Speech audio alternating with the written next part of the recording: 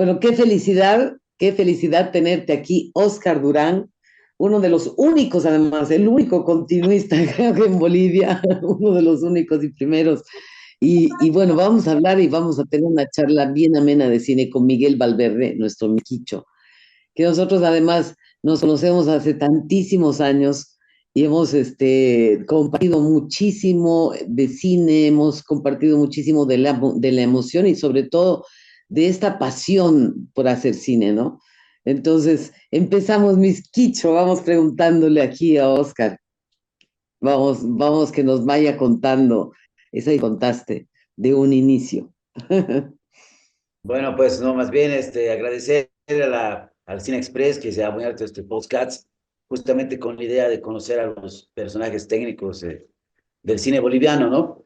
Y también con una manera de hacer un poco de escuela, ¿no? Para hablar un poco no solamente de la técnica, sino también los criterios intelectuales, creativos de los artistas que hacen cine en Bolivia.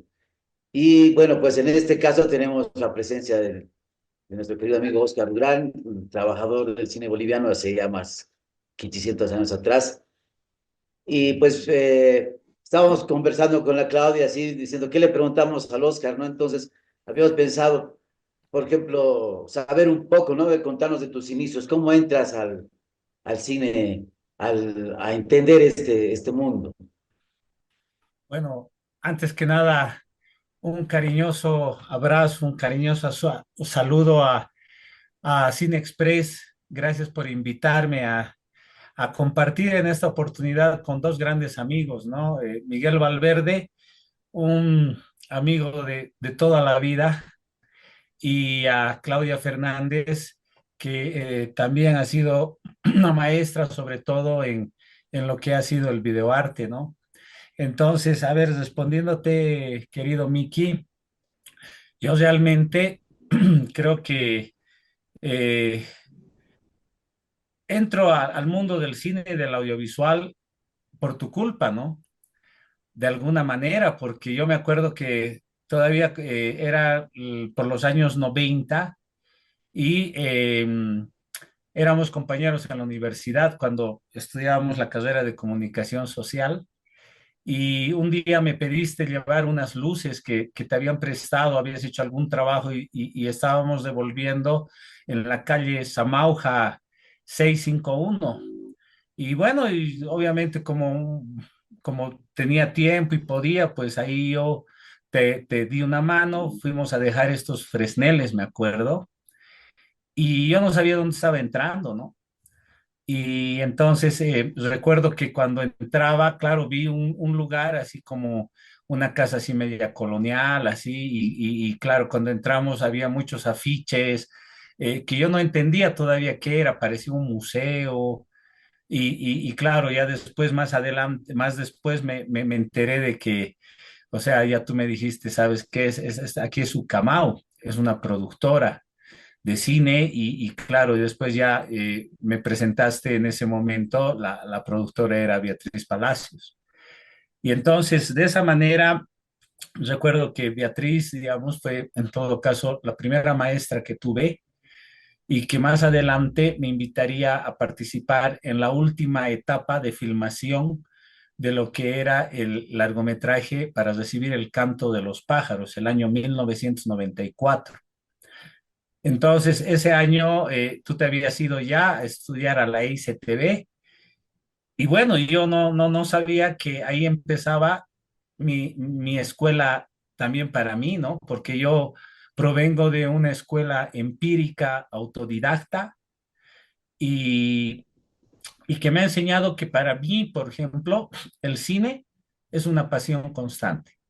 El audiovisual también, porque no están peleados, no están divorciados, ¿no? O sea, hay una pequeña, ¿no? Un pequeño puentecillo entre ello que más que nada creo que tiene que ver con el lenguaje y con la dimensión en cuanto a una producción y la dimensión también del equipo que hoy en día con la tecnología se ha vuelto como que esa brecha a cerrar y como que también se ha democratizado también la utilización de ello, ¿no? Qué maravilla, ¿no? Y tienes un montón de historias además que nos puedes contar de con cuántas has trabajado y en cuántas películas has estado. Mira, ahora justamente un poco recordaba y bueno, me ha tocado ya más o menos, he tenido la suerte también de que todo este trabajo, toda esta experiencia que uno va acumulando, es también porque a veces, ¿no? La vida te va llevando así. Yo siempre un poco he ido entendiendo que a veces uno es como un papelito, ¿no? Que tiene que como que dejarse llevar por donde sopla el viento. Y esa es también una de las ventajas maravillosas que nos da poder realizar este trabajo los que estamos inmersos, ¿no? Conocer muchas personas, conocer muchos lugares. Yo ya ahorita estoy trabajando en una miniserie, por ejemplo, que está produciendo 5 largometrajes, ¿no? Que son películas al interior del Wow. Bicentenario. Y estoy coordinando desde el área de dirección este proyecto que también para mí es un reto porque tienen carácter histórico y un poco agradeciendo también a la invitación del maestro Jorge Sanginés, que en todo caso me ha tocado ya, digamos, con este proyecto trabajar más o menos este sería el quinto proyecto y con estas películas sumaría 26 largometrajes, ¿no? Entonces, Wow.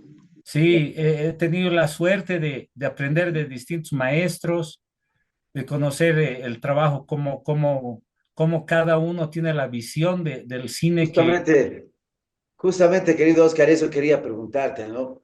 Eh, sabemos que también tu trayectoria profesional ha sido, pues, ardua, ¿no? Incluso, eh, como decía la Claudia, ¿no?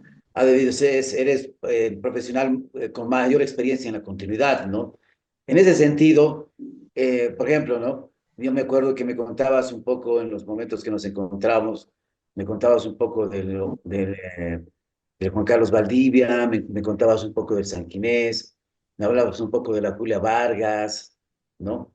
Me hablabas de distintos personajes que así que eran directores de Paula Gassi, del Antonio Eguino, con los que has tenido una cercanía profesional, ¿no?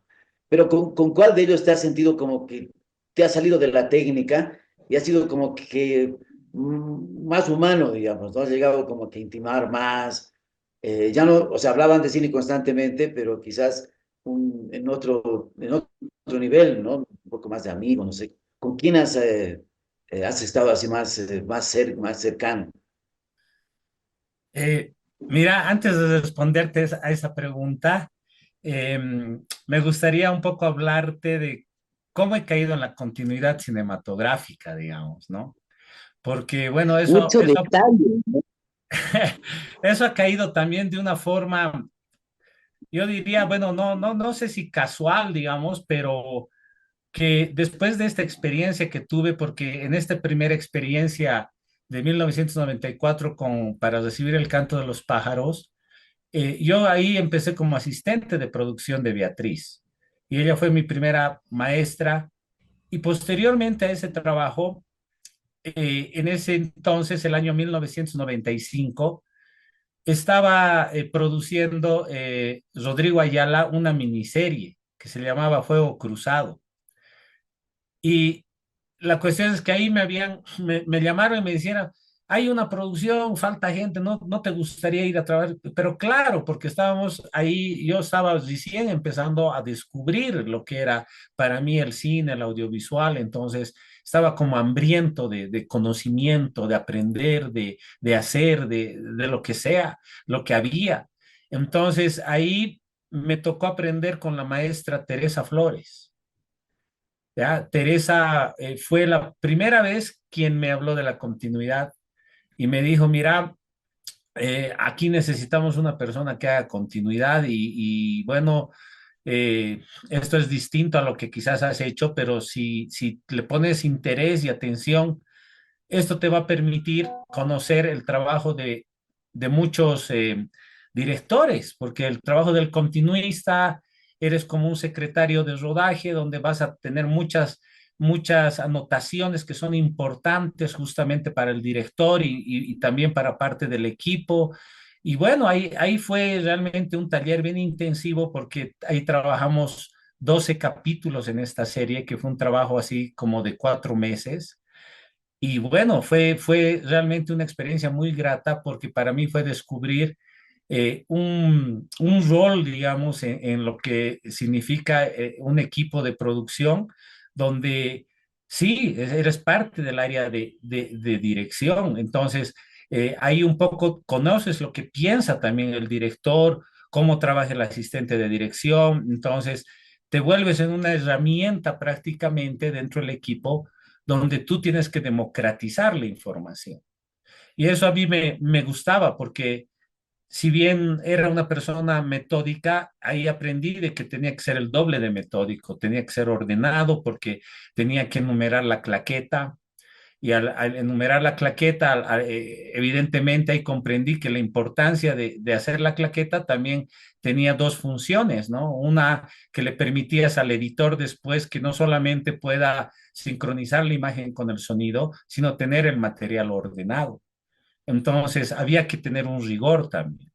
Y eso obviamente ya después me fui dando cuenta en los posteriores trabajos que investigando un poco, llegó a mis manos un libro que ahorita no me acuerdo el autor, la verdad, porque de esto ya son 30 años, pero era un libro en inglés, era un libro, bueno, que venía de la escuela hollywoodense, pero estaba todo en inglés, entonces, pucha, eran términos muy técnicos, y me acuerdo que tenía una amiga que hablaba así el inglés fluido y claro, o sea, le dije, mira, pucha, o sea, traducímelo esto, por favor, porque quiero, o sea, no entiendo bien. Y cuando leí este libro, descubrí un poco, o sea, cuando ya tuve un poco la traducción, ¿no? De esta compañera que así, pucha, me abrió como a descubrir que la continuidad iba mucho más allá de una secretaria de rodaje, que estaba considerado, digamos, en otros países donde la industria estaba más desarrollada como una área de trabajo. Y entonces ahí yo empecé a comprender que la continuidad realmente ahí recién desarrollé el concepto que era el cuidado de la lógica del discurso visual de una película. Y entonces ahí vi que realmente en donde, digamos, hay producciones mucho más grandes, con mayor presupuesto y hay mucha más gente, se arma un equipo de continuidad, donde hay una persona solamente designada para cuidar el vestuario, otra solo para cuidar el maquillaje, otra solo para ver el tema de las acciones de los actores. Entonces es un equipo, otro para cuidar la parte, digamos, de los ejes, la parte, ¿no? Dónde colocar la cámara, dónde no, dónde, digamos, o sea, las entradas y salidas de cuadro, de la dirección, del movimiento de un actor. Entonces, todo lo que tenía que ver, empecé a descubrir las leyes de continuidad y todo esto, digamos, estos tecnicismos, si se quiere llamar así. Entonces, eso me permitió también ver, digamos, con otros ojos este rol en el trabajo. Y ahí ya, cuando ya después de unos buenos años, o sea, eh, decidí también más adelante escribir justamente este trabajo que me gusta, digamos que lo hice con el afán de poderlo compartir cuando toque, digamos, transmitir los conocimientos, ¿no? Es el manual de continuidad cinematográfica que un poco me permitió toda esta experiencia traducirlo acá para también cuando toca dar un taller compartirlo con las generaciones o todas las personas interesadas que quieran aprender, ¿no? Porque también tengo bien claro que no solamente uno aprende, o sea, solamente para desarrollar un trabajo, sino también para enseñar, para formar nuevas generaciones que salgan más potentes que nosotros, con más criterio, con más conocimiento.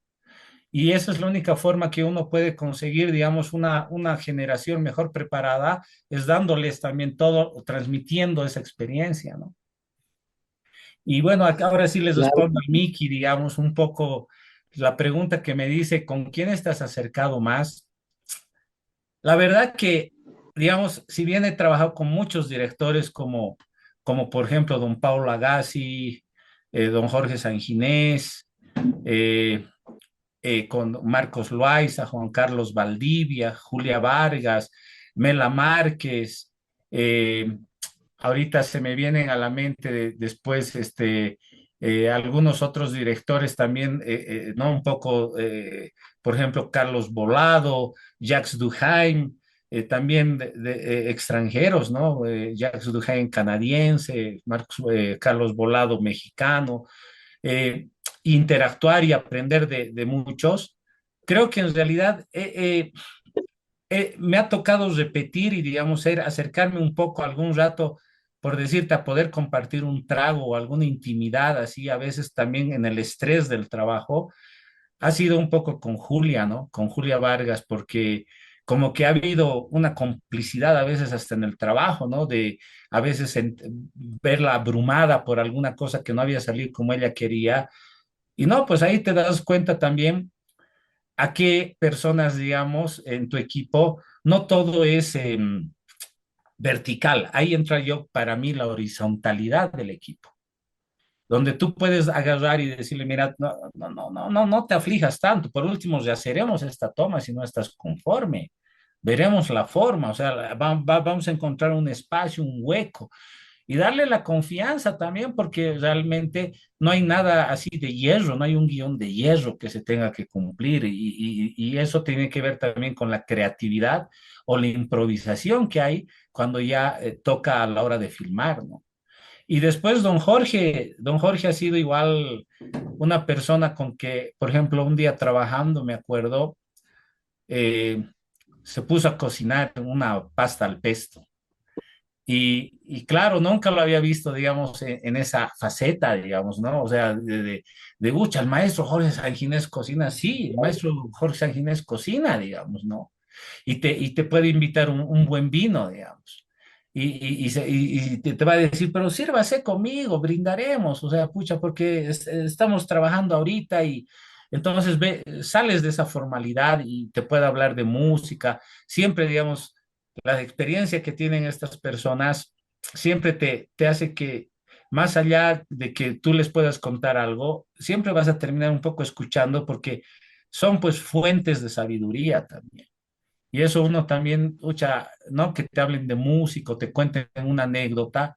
A mí, por ejemplo, eso me ha llevado a una búsqueda que se ha ido dando después con este año cumplo yo 30 años, digamos, de actividad así cinematográfica, audiovisual ininterrumpida. Y no, pues así como el Mickey, digamos, ha sido uno de mis maestros con los títeres, digamos, y luego de una forma medio indirecta me ha ido igual, o sea, mucha hemos empezado a grabar, yo me acuerdo antes de que se vaya a la escuela, hacíamos unos videitos así medios experimentales con él, y claro, yo era su gaffer, así, ¿no? Entonces, ya de ahí me empezaba a encaminar de alguna manera indirectamente, ¿no? Y claro, yo ya después, ya cuando ya me he visto involucrado en un rodaje profesional, digamos, ahí ya me he dado cuenta que ya no podía salir de esto, ¿no? Porque me ha gustado tanto que al final he dicho, quiero hacer esto, ¿no? Quiero dedicarme a esto, quiero vivir de esto, ¿no? Y por eso siempre, digamos, cuando yo comparto estas experiencias, les digo, para mí el cine audiovisual es una pasión constante. O sea, no hay algo definitivo, no hay algo como que ya lo sé todo, uno siempre puede seguir aprendiendo y es ver las visiones también de los directores que son bien interesantes. Para mí me ha tocado un poco a partir de la continuidad y de la asistencia de dirección, porque un poco me he especializado en ello, ¿no? O sea, descubrir que me gusta, digamos, ahora, digamos, estoy haciendo mucho más la asistencia de dirección, pero que también es un camino. ¿No? Es un camino de recorrer, de andar, de ver, de probar, porque para hacer, no ha sido que desde el principio he dicho yo, voy a ser continuista ya, he pasado un camino donde he tenido que explorar el sonido, o sea, he sido medio microfonista en varias producciones. Con el Mickey, por ejemplo, hemos hecho un trabajo también donde ahí de tiempo le he vuelto a hacer el sonido, por ejemplo, ¿no? Y siempre, digamos, me gustaba con el Mickey. Yo me acuerdo que una vez vi una película que se llamaba Historias de Lisboa.